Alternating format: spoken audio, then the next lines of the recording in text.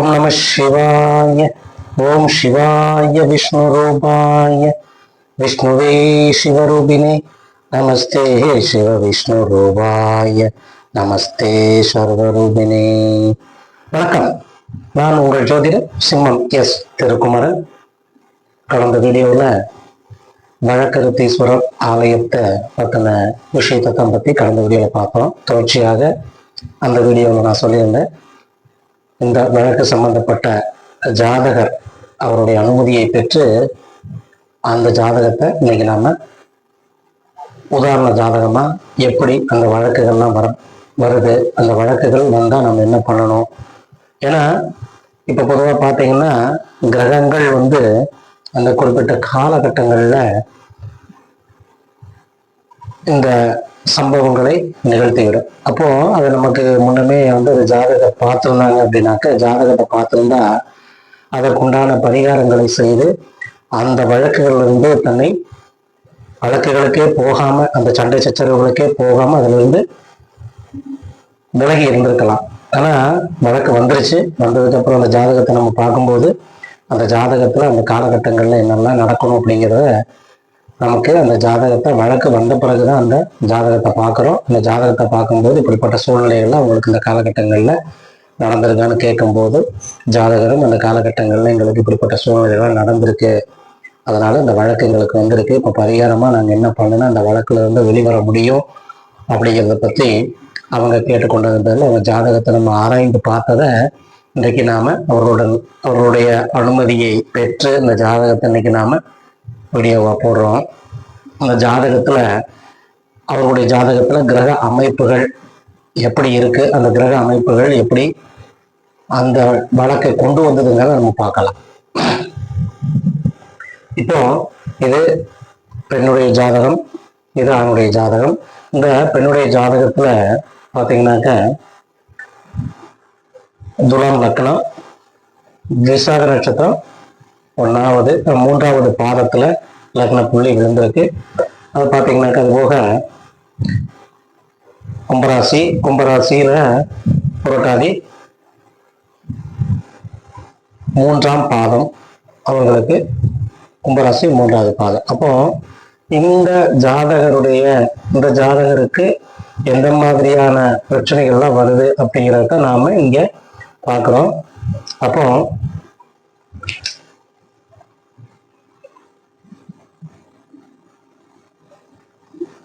ராகு,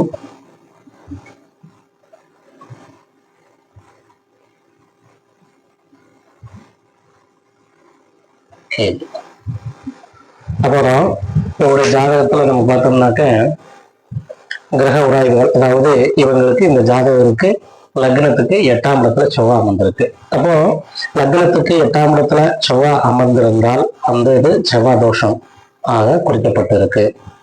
அப்போ இந்த ஜாதகருக்கு செவ்வாய் தோஷம் உண்டு. அப்போ இந்த செவ்வாய் தோஷம் எந்த மாதிரியான விளைவுகளை ஏற்படுத்தும் அப்படிங்கிறத முதல்ல நம்ம கவனிக்கணும். அப்போ இந்த செவ்வாய் தோஷம்ங்கிற இருக்கக்கூடிய ஜாதகத்துக்கு இந்த ஆண் ஜாதகம் செவ்வாய் தோஷமாக இருந்தால் அந்த பிரச்சனை வராது, அப்படியே சுமூகமா முடிஞ்சிடும். இல்லைன்னா இந்த ஜாதகருக்கு அடிக்கடி இந்த பிரச்சனைகள்லாம் வந்து போய் இருக்கும். அதாவது அந்த வரக்கூடிய காலகட்டங்கள், குறிப்பிட்ட காலகட்டங்கள் வரும்போது அந்த கிரகத்தினுடைய தாக்கம் அங்கே அவர்களுக்கு வந்துவிடும். அப்போ அந்த செவ்வாய் தோஷமா இருக்கக்கூடிய ஜாதகத்திற்கு செவ்வாய் தோஷமா இணைச்சோம்னா நமக்கு இந்த பிரச்சனையும் இருக்காது. இதை பல வீடியோக்கள்ல நான் சொல்லியிருக்கிறேன். பொருத்தம் பார்க்கும்போது கூட, திருமண பொருத்தங்கள் பார்க்கும்போது கூட நம்ம செவ்வாய் தோஷம் இருக்கு அப்படின்னாக்க அதை ரொம்ப அந்த விஷயத்திற்கு ரொம்ப இம்பார்ட்டன்ஸ் கொடுத்து முக்கியத்துவம் அளிக்கிறோம். ஏன்னா செவ்வாய் தோஷம் என்பது எந்த இடத்துல இருக்கு அப்படிங்கிற பொறுத்து தான் அந்த செவ்வாய் தோஷத்தினுடைய வீரியம் எந்த மாதிரியாக இருக்கும், அது எந்த மாதிரியான சூழ்நிலைகளுக்குள்ள நம்ம கொண்டு போய் தள்ளிடும் அப்படிங்கிறத நம்ம கவனத்துல எடுத்துக்கணும். அப்போ இந்த ஜாதகத்துக்கு 8ஆம் இடம் மங்கல்ய ஸ்தானம் சொல்லக்கூடிய 8ஆம் இடம். அப்போ இந்த மங்கல்ய ஸ்தானம் சொல்லக்கூடிய 8ஆம் இடத்துக்கு இருக்கிறதுனால இவர்களுக்கு அடிக்கடி இந்த பிரச்சனை வருது. பொதுவாக பார்த்தீங்கன்னா இவங்க மங்கல்யத்தை சாமிக்காக வேண்டி அதை கழுத்தில் கட்டினாலும் கூட அதை ஒரு சாமி உண்டியல்ல போடக்கூடிய அந்த சூழல்கள்லாம் அவர்களுக்கு வந்துடும். மங்கல்யம் இவர்களுக்கு தங்கத்தால் செய்த மங்கல்யம் போடும்போது பிரச்சனை வரும் அப்படிங்கிறது நம்ம ஏற்கனவே பல வீடியோக்கள் சொல்லி இருக்கிறோம். நிறைய ஜாதகர்களுக்கு இந்த மாதிரி தோஷம் இருந்தால் மங்கல்யம் தங்காது உங்களுக்கு, நீங்க ஏதாவது ஆலயங்கள்ல நீங்க உண்டியல்ல போட்டிருக்கீங்களான்னு கேட்டா ஆமான்னு சொல்லுவாங்க. அப்போ நிறைய ஜாதகங்களை நம்ம பார்க்கும்போது ஆய்வு செய்யும் போது இந்த மாதிரி விஷயங்கள் நம்ம பார்க்கலாம். இப்போ இவங்களுக்கும் அந்த தோஷம் மங்கல்ய தோஷம் இருக்கு. அதுபோல செவ்வாய் தோஷம் இவங்களுக்கு எப்படி இருக்கு அப்படின்னு பார்த்தோம்னாக்க, லக்னத்துக்கு 8ஆம் இடம், கால புருஷனுக்கு 2ஆம் இடம். கால புருஷனுக்கு இது 2வது இடம்.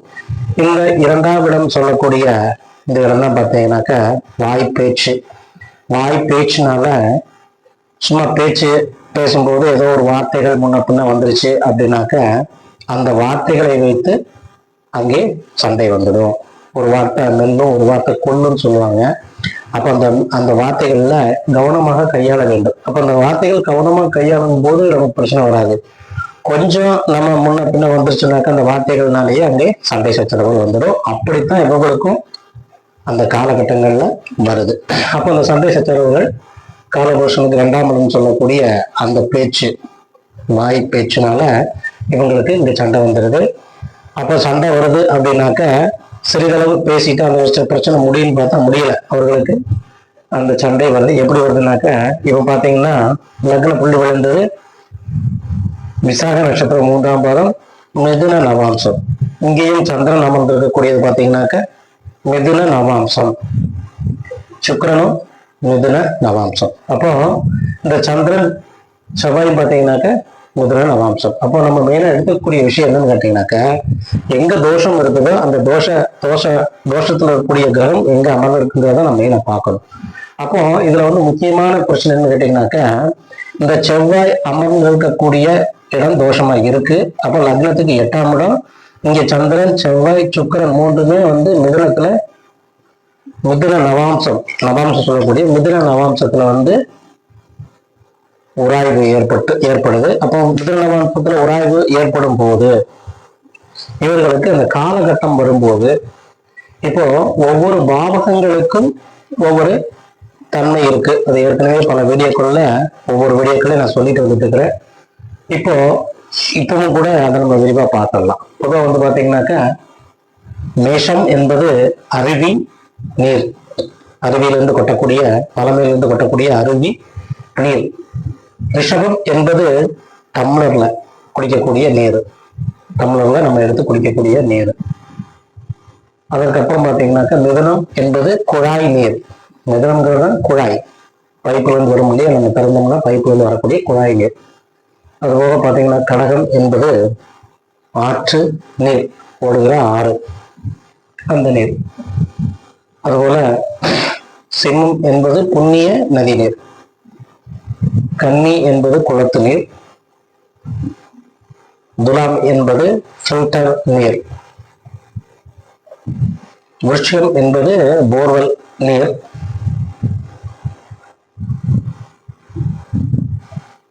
தனுஷு என்பது அபிஷேகம் செய்து கொடுக்கக்கூடிய அந்த அபிஷேகத்தில் வரக்கூடிய நமக்கு பிரசாதமா வரக்கூடிய அந்த நீர். மகரம் என்பது பார்த்தீங்கன்னா ஒரு தொட்டி நீர். கும்பம் என்பது குடத்து நீர். மீனம் என்பது கழுவி நீர். அப்போ ஒவ்வொரு விஷயங்களுக்கும் ஒவ்வொரு நீர் சொல்லப்பட்டிருக்கு. இந்த ஜாதகத்திற்கு ஏன் நம்ம இந்த விஷயத்த சொல்றோம் அப்படின்னா, லக்னத்துக்கு 8ஆம் இடம் செவ்வாய், இந்த இடத்திற்கு இந்த கிரக உராய்வுகள் பார்த்தீங்கன்னா மிதுன நவாம்சத்துல சந்திரன் செவ்வாய் வரும்போதே பார்த்தீங்கன்னா சண்டை எனக்கு வந்துடும். முக்கியமா சந்திரன் செவ்வாய் இணைவு உராய்வு வரும்போது எல்லாம் பார்த்தீங்கன்னாக்கா அந்த இடத்துல சண்டை சச்சரவுகள் வந்துகிட்டே இருக்கும். அப்போ இந்த சந்திரன் செவ்வாய் இணைவு, சந்திரன் செவ்வாய் பார்த்தீங்கன்னாக்கா மிதுன நவாம்சத்துல இதுவெல்லாம் மிதுன நவாம்சம் தான் பார்த்தீங்கன்னாக்கா குழாய் நீர். அப்போ அந்த குழாய் தண்ணி பிடிக்கக்கூடிய அந்த குழாயில சண்டை வந்துடுது.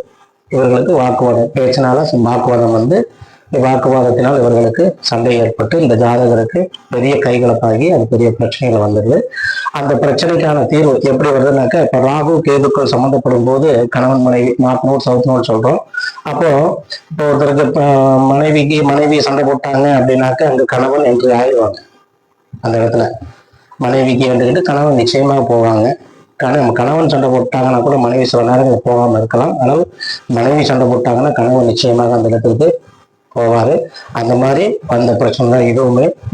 அப்போ இங்க நம்மளுடைய ஜாதகத்தை வாங்கி நம்ம பார்க்கும்போது இந்த ஜாதகத்துல இங்க ராகு இருக்காங்க.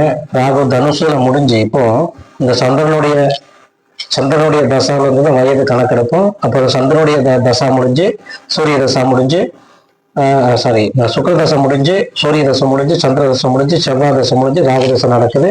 இந்த ராகு தனுசுல தசாவை தொடங்கி மகரத்துக்கு தசா மாறுது. இந்த மகர தசா தொடங்கும் போது மகர நவாம்சத்துல இருந்து தசா நடக்குது. அப்போ மகர நவாம்சம் தான்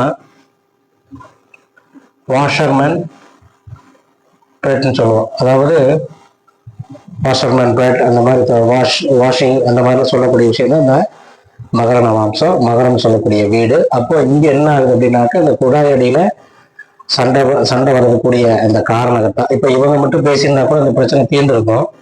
கூட ஒரு கணவரும் போனதுனால இவருடைய கணவருடைய கிரக அமைப்பும் அங்க போறதுனால சண்டை வலுக்குது.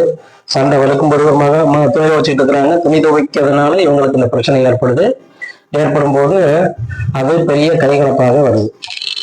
கைகலப்பாக வந்து இந்த பிரச்சனை கோர்ட் வரைக்கும் போகுது. இதுல பார்க்கக்கூடிய விஷயம் நிறைய விஷயங்கள் நம்ம ஆராய்ந்து பார்க்கலாம். இந்த வழக்கு சம்பந்தப்பட்ட விஷயங்கள்லாம் இப்ப சுமூகமா முடியுமா அப்படிங்கிறது எல்லாத்தையுமே இதுல நம்ம பார்த்துடலாம். அப்படிப்பட்ட விஷயங்கள் எல்லாமே ஜாதகத்துல உண்டு. ஜாதகத்துல இந்த கிரக அமைப்புகள் நமக்கு அந்த காலகட்டங்கள்ல அது நடத்தியே தீரும். அந்த காலகட்டங்கள் நடக்கும். அதற்கு தகுந்தமான பரிகார ஸ்தலங்கள் உண்டு. அந்த பரிகார ஸ்தலங்களுக்கு சென்று நம்ம வழிபடும் போது அதோடைய தாக்கம் குறையும். அதுக்கு முன்னாடியே ஜாதகங்களை நம்ம வெரிஃபை பண்ணி பார்த்தோம்னாக்க அந்த விஷயங்கள் அனைத்துமே நமக்கு தெரியும். எப்படி தெரியும்னாக்க அந்த ஜாதகத்துல அந்த கிரக அமைப்பு எந்தெந்த காலகட்டங்களில் அந்த மாதிரி பிரச்சனைகளை கொடுக்கும். அந்த கொடுக்கறதுக்கு முன்னாடி நாம அந்த ஆலயங்களுக்கு சென்று வழிபடும் போது அந்த கிரக தாக்கம் குறைந்து நமக்கு அந்த பிரச்சனையிலிருந்து விடுபடலாம். அப்போ பிரச்சனை நடந்ததா அது தெரியணும்னு அல்ல, அதற்கு முன்பாகவே நாம ஆலய வழிபாடு நாம் செய்யும் போது பல பிரச்சனைகள் நமக்கு அறியாமலே நம்ம விட்டு விலகி போகும். நம்ம நினைக்கலாம் நமக்கு எது பிரச்சனை இல்லை, நம்ம நல்ல வாழ்க்கை வாழ்ந்துட்டு இருக்கிறோம்ட்டு. அப்படி அல்ல. அவர்கள் அறியாமல் அவர்கள் ஆலயம் சென்று வழிபடும் போது, ஒரு ஆலயத்திற்கு சென்று வழிபடும் போது அவருடைய பிரச்சனை அங்கிருந்து காணாம போகுது அப்படிங்கிறது உள்ள விளக்கம். அதுபோல தனக்கு ஆலயங்கள், தனக்கு சேராத கோயில்கள் இருக்கலாம். ஒரு ஆலயத்திற்கு அந்த ஆலயத்திற்கு நம்ம செல்லக்கூடாத ஆலயங்களும் உண்டு. அப்படிப்பட்ட ஆலயங்களுக்கு நாம் செல்லும் போது அங்கு அந்த ஆலயத்திற்கு தகுந்தாற் போல உள்ள பிரச்சனைகள் நம்ம நிச்சயமா தரும். அப்போ ஆலயங்கள் நம்ம தெளிவா தெரிஞ்சுக்கணும்.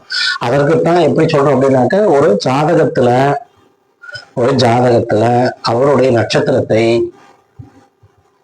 நட்சத்திரத்தை ஆதாரமாக வைத்து அந்த நட்சத்திரத்திற்கு ஏற்ற பட்சி, மிருகம், விருட்சம் போன்றவைகளை ஆராய்ந்து அந்த நட்சத்திரத்திற்கு எந்தெந்த நட்சத்திரம் நன்மை தரத்தக்க நட்சத்திரம் எந்தெந்த நட்சத்திரங்கள் பாதகம் செய்யப்பட்ட நட்சத்திரங்களை பார்த்துக்கணும். அப்போ அந்த ஆலயத்திற்கு போகும்போது அங்க நம்முடைய நட்சத்திரத்தினுடைய விருட்சம் பல வகை இருக்கலாம். அப்போ நம்ம நமக்கு சாதகம் இல்லாம பாதகமா இருக்கக்கூடிய நட்சத்திரத்தினுடைய விருட்சம் இந்த ஆலயங்கள் இருக்குமேயானால் அங்கெல்லாம் நம்ம சென்று வழிபடும் போது அந்த பாதகங்களை அது செய்துவிடும். அப்போ நம்ம ஒரு ஆலயத்திற்கு சென்று வழிபடும் போது நம்ம கவனத்தில் எடுத்துக்கணும். ஆலயம் என்பது இறைவனை வழிபடுவதற்கு எந்த தங்கு தடையும் அல்ல. இறைவனை இருந்த இடத்துல இருந்து கூட நம்ம வணங்கலாம். ஒரு ஆலயத்திற்கு சென்று வழிபடும் போது அங்குள்ள விருட்சங்களை நம்ம பார்க்கணும். அந்த விருட்சங்கள் தான் ரொம்ப இம்பார்ட்டன்ட். அந்த விருட்சங்களை ஆராய்ந்து பார்த்து நம்ம வழிபட வேண்டும். ஏன்னா நமக்கு ஆப்போசிட் தரக்கூடிய தாராபலங்கள் இருக்கு. அந்த தாராபலங்கள்ல அந்த ஆப்போசிட் செய்யக்கூடிய அந்த விருட்சங்கள்லாம் இருந்துச்சு நிச்சயமாக அது நமக்கு பாதிப்பை தரும். அதை நம்ம எளியமாக செய்து கொண்டு இருப்போம். அதனால அதெல்லாம் கவனத்துல எடுத்துக்கிட்டு அது போன்ற விஷயங்கள் நாம ஆய்வு செய்து பார்த்து வணங்க வேண்டும் என்பதுதான் என்னுடைய கருத்து. இப்போ இது போன்ற வீடியோக்கள்லாம் ஏன் நமக்கு போடுறோம் அப்படின்னாக்க இந்த மாதிரி விஷயங்கள்லாம் லைஃப்ல இருக்கு, அதெல்லாம் நம்ம தெரிஞ்சுக்கணும் அப்படிங்கிறது தான் எங்களுடைய நோக்கம். இது போன்ற சப்ஸ்கிரைபர் அண்ட் வியூவர்ஸ் எல்லாம் அதை பற்றின விஷயங்கள்லாம் தெரிந்து கொள்ள வேண்டும் என்பதற்காகத்தான் இந்த வீடியோ. அதனால இதெல்லாம் தெரிந்து நீங்கள் உங்களுடைய ஜாதகங்களை எல்லாம் நல்ல ஜாதகரை அணுகி ஏதாவது இந்த காலகட்டங்கள் ஏதாவது பிரச்சனை வருமா, எப்படி இருக்கு, நம்முடைய ஹாரஸ்கோப் எப்படி இருக்கு, நிலைப்பாடுகள் எப்படி இருக்கு, வாழ்க்கையில் உயர்ந்தனத்திற்கு செல்லக்கூடிய வழிவகைகள்லாம் ஜாதகத்தில் இருக்கா என்பதையெல்லாம் நீங்கள் தெரிந்து கொள்ள வேண்டும். அதற்காகத்தான் ஒவ்வொரு வீடியோக்குள்ளே பயன்பெற வேண்டும் என்பதற்காகத்தான் நாம் இந்த வீடியோ போடுறோம். அனுபவ ரீதியாகவும் ஒவ்வொரு ஹாரோஸ்கோப்பையும் நம்ம ஆய்வு செய்யும் போது பல விஷயங்களை நம்ம பார்க்குறோம். இந்த மாதிரியான விஷயங்கள்லாம் நடந்திருக்கு அப்படிங்கிறதெல்லாம் நம்ம தெரிந்து கொண்டுதான் ஒரு வீடியோக்கள் உதாரண ஜாதகம் எல்லாம் போடும்போது அவருடைய அனுமதியை பெற்றுக்கொண்டுதான் போடுறோம். அவங்களுக்கு அது நடந்துச்சுன்னா மட்டும்தான் போடுறோம். அப்போ சப்ஸ்கிரைபர்கள் நீங்க உங்களுடைய ஜாதகங்களையும் நீங்கள் ஆய்வு செய்து உங்களுடைய ஜாதகங்களையும் நல்ல ஜோதிடரை அணுகி ஆய்வு செய்து வைத்துக்கொண்டு அதற்கான பரிகார தலங்கள் அதற்கான ஒரு விருட்சங்களை கூட தங்களுடைய வீடுகளில் வைத்து வைத்துக் கொள்ளலாம். இப்படிப்பட்ட விஷயங்கள் எல்லாம் நீங்கள் ஆராய்ந்து வைத்துக் கொண்டால் வாழ்க்கையில் சுபிட்சமாக வாழ இது வழிவகை செய்யும். அதுபோல இது போன்ற விஷயங்களை நீங்க தெரிஞ்சுக்கணும் அப்படின்னு நினைக்கிறீங்கன்னாக்க டிஸ்கிரிப்ஷன் நம்பர் இருக்குது. உங்களுடைய ஜாதகங்களை அனுப்பி நீங்கள் அதை தெரிந்து கொள்ளலாம். மேலும் இது போன்ற வீடியோக்கள் நாம் பார்க்கும் வரை நான் உங்களிடமிருந்து விடைபெற்றுக் கொள்கிறேன். நன்றி, வணக்கம். நான் உங்கள் ஜோதிடர் சிம்மம் எஸ் திருக்குமரன். வாழ்க வளத்துடன்.